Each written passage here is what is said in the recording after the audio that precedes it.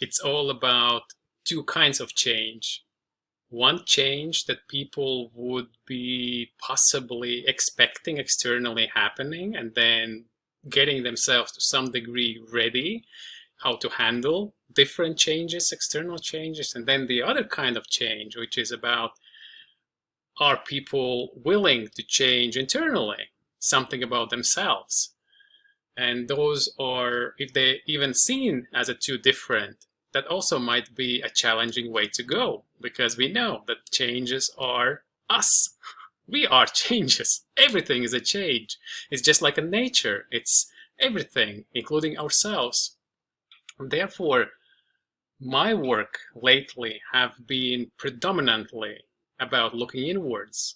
While my MIT time, 3 years, was all about persuasive cities, transforming cities, helping societies to live more healthier and more eco-friendly mobility modes, designing urban scale technology interventions, all great.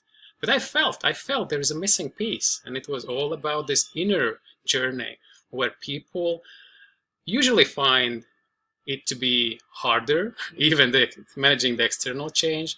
And they are right, well, to some degree, that it requires you to shift your part of your identity. And none of the average person is ready to do that without having a specific reason. Of course, if people get into health trouble, then they start to consider dropping their smoking habits and stuff like that. We have examples. But then for the other, so maybe to summarize, my passion right now is how to help people to navigate internally to a place which actually knows how the change works, which actually knows how the transformation works.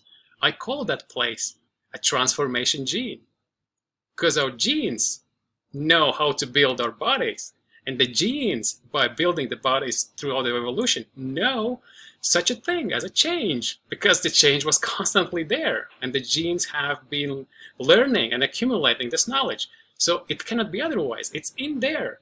And the only challenge that most of the people face today is they believe that they don't have it, and they look for the external things to help them to get their motivation, the energy, all that stuff.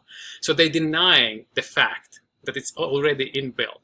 And that's the biggest barrier, and the only barrier, I think.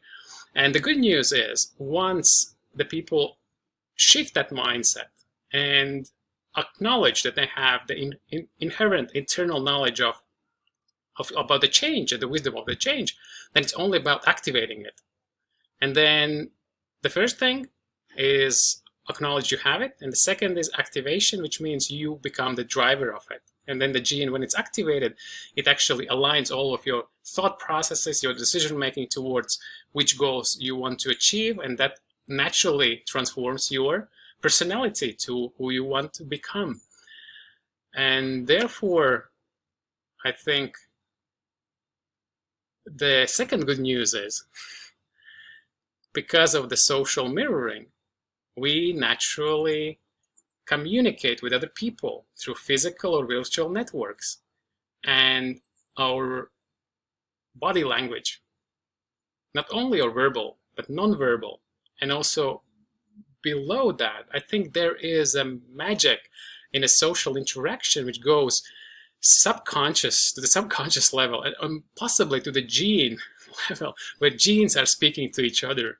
And then if the person with the activated gene who has achieved a certain change in their lives is now appearing into your conversation, you kind of can feel and sense it's not only the same old friend who over the last 5 years couldn't but now has achieved. You see the friend and achievement, two things. But you also see that not only achievement has showed up, but also the friend has a slightly different personality, slightly different attitude towards achievement, or towards possibilities to be achieved.